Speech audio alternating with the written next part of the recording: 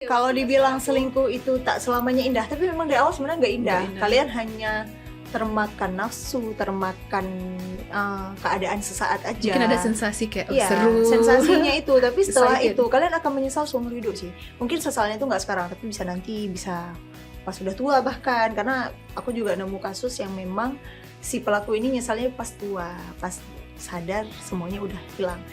Dan bukan, kalau dibilang karma is real, nggak tahu karma itu real atau enggak, tapi memang Tuhan itu selalu berpihak kepada orang yang tulus adanya, yang memang tulus hatinya. Jadi biasanya, apalagi nih Ika tahu nggak kenapa kira-kira Tuhan bongkar ini di keadaan yang kayak gini?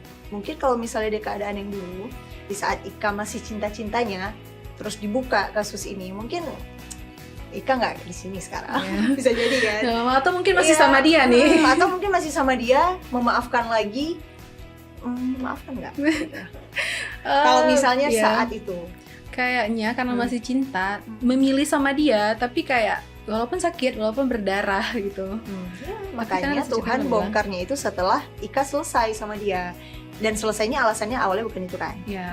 Setelah Ika selesai dan semua orang baru speak up, hati Ika tuh sakit, tapi nggak lebih sakit di saat masih sama dia dan masih cinta-cintanya ya kan.